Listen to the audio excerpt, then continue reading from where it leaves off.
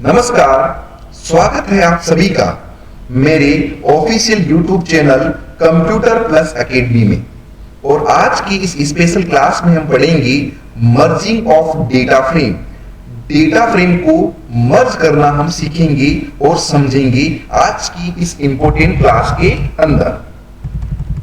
तो सबसे पहले इस काम को करने के लिए हमने यहां पर दो डिक्शनरीज बनाई है। एक डिक्शनरी का नाम D1 रखा है और दूसरी डिक्शनरी का नाम यहां पर D2 रखा है। पहली जो डिक्शनरी है उसकी वैल्यू सिटी पॉजिटिव और नेगेटिव के रूप में दी है, यानी ये तो आपके पास सिटीज है और इन सिटीज के अंदर ये तो पॉजिटिव कोविड पेशेंट्स की संख्या है और ये नेगेटिव कोविड पेशेंट्स की संख्या है। उसी तरीके से D2 डिक्शनरी बनाई है और इसके अंदर भी हमने सिटी पॉजिटिव और नेगेटिव कॉलम्स के रूप में वैल्यूज को यहां पर बनाया है। उसके बाद में इन दोनों डिक्शनरियों से हमने एक डेटा फ्रेम DF1 बनाई और एक डेटा फ्रेम हमने बनाई है DF2 नाम से। अब हम क्या करेंगे, सबसे पहला काम जो हमने पिछले वीडियो में पढ़ा है, अपेंडिंग करेंगे। क्या करेंगे? अपेंड करेंगे। और अपेंड का मतलब आपको मैंने पिछले वीडियो में समझाया है कि अपेंड का मतलब होता है दो डेटा फ्रेम को जोड़ना, यानी पहली जो डेटा फ्रेम है उसके लास्ट में दूसरी डेटा फ्रेम को जोड़ना ही अपेंडिंग या कॉनकैटिनेशन कहलाता है। तो कैसे करते हैं इसको, ये हमने हमारी पिछले वीडियो में पढ़ा है और सीखा भी है। एक बार इसको रन करके देखते हैं। इसको रन करके देखा तो ये आपको आउटपुट दिख रहा है। यहां पर ये 0 से 3 है, वो पहली डेटा फ्रेम है और ये आपकी दूसरी डेटा फ्रेम है। यानी पहली डेटा फ्रेम के एंड में दूसरी डेटा फ्रेम को जोड़ दिया। किस मेथड ने बताइए? अपेंड मेथड ने। इसी प्रोसेस को बोलते हैं अपेंडिंग, जो बहुत ही इजी होती है। अपेंड मेथड की सहायता से हम अपेंडिंग या कॉनकैटिनेशन करते हैं। अब आज हम पढ़ेंगे मर्जिंग। तो मर्जिंग में क्या होता है? मर्जिंग भी बिल्कुल सेम है, यही हम डेटा फ्रेम काम में लेंगे और केवल अपेंड के स्थान पर हम लिख देंगे मर्ज। यानी दो डेटा फ्रेम को मर्ज करने के लिए एक मेथड काम में लिया जाता है जिसका नाम होता है मर्ज। मर्ज मेथड से हम दो डेटा फ्रेम को मर्ज करते हैं, आपस में जोड़ते हैं। रन करते हैं इसको। रन करेंगे तो अभी देखो कोई भी मर्जिंग नहीं हो रही है, क्योंकि अभी आउटपुट के रूप में आपको मिल रहा है एम्प्टी डेटा फ्रेम। तो मर्जिंग करने के लिए यहां पर एक नियम काम करता है। वो नियम यह है कि मर्जिंग करने के लिए दोनों डेटा फ्रेम के अंदर एक कॉमन कॉलम होना चाहिए। तो दोनों डेटा फ्रेम के अंदर आपको दिख रहा है कॉमन कॉलम पहला ही आपको दिख रहा है, जिसका नाम क्या है? सिटी है। तो इसके लिए हम क्या करेंगे, एक पैरामीटर काम में लेंगे जिसका नाम है ऑन, और यहां पर लिखेंगे ऑन इक्वल टू सिटी। और इक्वल टू सिटी, यानी मर्ज करने के लिए दोनों डेटा फ्रेम के अंदर एक कॉमन कॉलम का होना जरूरी है। और वो कॉमन कॉलम हमने कौन सा रखा है? सिटी रखा है। तो मर्ज करने के लिए एक पैरामीटर काम में लिया ऑन, यानी कि ऑन पैरामीटर की सहायता से हमने ये डिसाइड किया कि मर्जिंग करना है तो कौन से कॉलम से करना है? सिटी कॉलम को ऑन करते हुए मर्जिंग का काम करना है। अब अगर आप इसको रन करेंगे तो आपको मर्जिंग के रूप में डेटाबेस दिखाई देगा। यहां पर कुछ एरर आ रही है जो आपको दिख रही है, एरर दिख रही है आपको। इसको अपने काम करते हैं। यहां पर ये जो ऑन इक्वल टू सिटी है, इसको यहां पर नहीं लिखना है हमें, इसको यहां से डिलीट करते हैं। और ये ऑन इक्वल टू सिटी है वो आपको लिखना होगा मर्ज फंक्शन के अंदर। ऑन इक्वल टू सिटी आप यहां लिखेंगे।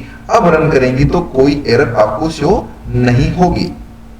ये देखिए, ये आपको आउटपुट दिखाई दे रहा है जिसमें आपको city positive x, negative x, positive y और नेगेटिव y के रूप में आपको दिख रहा है। और what is the x and y? x का मतलब होता है पहली डेटा फ्रेम और y का मतलब होता है दूसरी डेटा फ्रेम। तो पहली डेटा फ्रेम देखिए आपको 50, 60, 70 ये आपको शो हो रहा है, और दूसरी डेटा फ्रेम आपको शो हो रही है 18, 58, 78 और 90। एक काम करते हैं, यहां पर हम एक काम करते हैं, एक बार थोड़ी डेटा फ्रेम को जो कॉमन कॉलम है उसी को रखते हैं। ओके, इसी को हम रखेंगे। अब इसको रन करते हैं। यहां से ये वैल्यूज है, तीन तीन वैल्यू रखेंगे अपन, यहां पर भी 3 वैल्यू और यहां पर भी हम 3 ही वैल्यू को रखेंगे। अब इसको रन करते हैं एक बार। इसको रन करेंगे तो देखिए ये आपको आउटपुट के रूप में मिल रहा है 50, 60 और 70, 58, 78 और 90। इसका मतलब x है वो पहली डेटा फ्रेम को शो कर रहा है। 100, 200 और 300, 78, 88 और 91 ये दूसरी डेटा फ्रेम को शो कर रहा है। मतलब y का मतलब होता है सेकंड डेटा फ्रेम और x का मतलब है फर्स्ट डेटा फ्रेम। क्लियर है? तो ये थी हमारे पास में मर्जिंग की प्रोसेस। तो मर्जिंग में क्या होगा, मर्जिंग में एक डेटा फ्रेम की लास्ट में दूसरी डेटा फ्रेम नहीं जुड़ेगी। इस प्रकार से मर्जिंग होती है कॉलम वाइज। क्लियर है? और हमें एक पैरामीटर पास करना पड़ता है जिसका नाम है ऑन। अब मर्जिंग यानी ज्वाइनिंग है वो 2-3 तरीके से हम करते हैं, और वो कौन से हैं 2-3 तरीके, हम एक डायग्राम से इसको समझते हैं।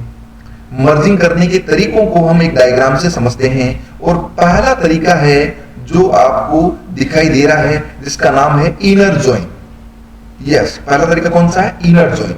इनर जॉइन का मतलब होता है कि दोनों डेटा फ्रेम के अंदर जो कॉमन वैल्यू होगी वही आउटपुट के रूप में डिस्प्ले होगी। इसी प्रोसेस को कहा जाता है इनर जॉइन। देखिए यहां पर ये व्हाइट है और ये जो बीच में है तो दोनों में कॉमन है, केवल यही पार्ट डिस्प्ले होता है इनर जॉइन के अंदर। तो इसको प्रोग्राम से समझते हैं अपन। यहां प्रोग्राम से समझेंगे तो यहां पर सिटी कॉलम के अंदर यहां पर कॉमन वैल्यू जयपुर, जोधपुर और बीकानेर है, तो आउटपुट के रूप में भी आपको जयपुर, जोधपुर और बीकानेर ही मिल रहा है। इसको अच्छे से समझने के लिए हम एक काम करते हैं, यहां पर मैंने लिख दिया आगरा और यहां कुछ वैल्यू लिख दी मैंने एक्स्ट्रा, जैसे कि मैंने लिख दिया यहां पर 80 और यहां पर लिख दिया मैंने 100 या 101 लिख दिया। ओके, अब इसको रन करते हैं। जब आप इसको रन करेंगे तो आप देख पा रहे हैं कि यहां पर आगरा है, आउटपुट में नहीं आया है। ऐसा क्यों? ऐसा इसलिए क्योंकि आगरा है वो फर्स्ट डेटा फ्रेम में तो है बट सेकंड डेटा फ्रेम में नहीं है, इस वजह से ये आउटपुट में नहीं आया है। थोड़ा और समझते हैं इसको ढंग से। इसको समझने के लिए हम एक काम करते हैं, यहां पर लिखते हैं, यहां पर हम लिखेंगे एक और वैल्यू कोटा और यहां पर भी वैल्यू को लिख देंगे, जैसे कि मैंने लिख दिया 400 और यहां पर लिख दिया मैंने 95। अब इसको एग्जीक्यूट करते हैं। जब हम इसको एग्जीक्यूट करेंगे तो यहां पर आपको आउटपुट के रूप में बिल्कुल कोटा है वो ऐड नहीं हुआ है। क्यों नहीं हुआ है? क्योंकि कोटा है वो सेकंड डेटा फ्रेम में तो है बट फर्स्ट डेटा फ्रेम में नहीं है। इसका मतलब यह हुआ कि बाय डिफॉल्ट जो ज्वाइन होती है वो आपकी इनर ज्वाइन होती है। देखिए यहां पर मैंने कुछ नहीं लिखा है, इनर विनर कुछ नहीं लिखा है। इसका मतलब यह हुआ कि बाय डिफॉल्ट जो ज्वाइन होगी वो कौन सी ज्वाइन होती है? आपकी इनर ज्वाइन होती है। यानी मर्ज जो फंक्शन है वो बाय डिफॉल्ट इनर ज्वाइन पर काम करता है। अब आप यहां पर एक पैरामीटर भी ले सकते हैं, हाउ नाम का पैरामीटर है। हाउ इक्वल टू, अगर आप इनर लिखेंगे, हाउ इक्वल टू आप यहां पर इनर लिखेंगे तब भी सेम ही आपको आउटपुट मिलने वाला है। जैसे है ना, आपको मिल रहा है बिल्कुल सेम ही आउटपुट मिल रहा है। जयपुर, जोधपुर और बीकानेर यही आउटपुट आपको पहले मिल रहा था और हाउ इक्वल टू इनर लिखा है तब भी आपको यही सेम आउटपुट मिल रहा है। लेकिन यदि यहां पर मैं इसको कोटा कर दूं तब आपका आउटपुट है वो कुछ अलग होगा। अब आप देख सकते हैं आउटपुट में कोटा भी ऐड हो चुका है। ऐसा इसलिए क्योंकि कोटा है वो पहली डेटा फ्रेम के अंदर भी है और कोटा आपका दूसरी डेटा फ्रेम के अंदर भी है। और आपको मैंने पढ़ाया है अभी कि इनर जॉइन होगा वो दोनों डेटा फ्रेम के अंदर कॉमन रिकॉर्डों को डिस्प्ले करता है और इसी कारण कोटा को आउटपुट के अंदर दिखाया गया है। तो ये थी हमारे पास में इनर जॉइन, इसको मैंने वापस से आग्रह कर दिया है।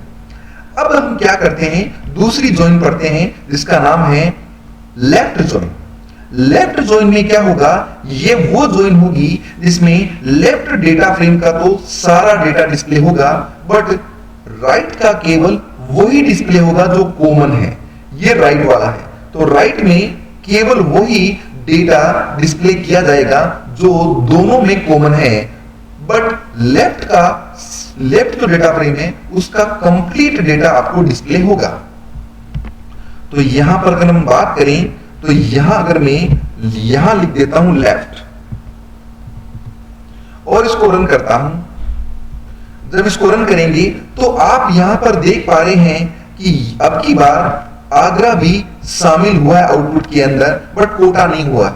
इसका मतलब यह हुआ कि लेफ्ट का तो कंप्लीट डेटा आपको आउटपुट में दिखाई दे रहा है, जयपुर, जोधपुर, बीकानेर और आगरा, बट राइट का केवल वही रिकॉर्ड आपको डिस्प्ले हो रहे हैं जो दोनों में कॉमन है। ठीक है, और जहां कॉमन नहीं है वहां पर आप देख रहे हैं नोट ए नंबर NaN के रूप में आपको वैल्यू दिखाई दे रही है। जैसे आप देख रहे हैं आगरा के अंदर वैल्यू है 80 और 101, तो ये देखिए आपको 80 और 101 आपको डिस्प्ले हो रही है, बट इसके करस्पॉन्डिंग यहां पर कुछ नहीं है तो इसलिए यहां पर NaN और NaN डिस्प्ले हो रहा है क्योंकि इसके करस्पॉन्डिंग है वो कॉमन वैल्यू नहीं है और जहां कॉमन वैल्यू नहीं मिल रही है वहां नोट ए नंबर के रूप में आउटपुट डिस्प्ले हो रहा है। क्लियर है?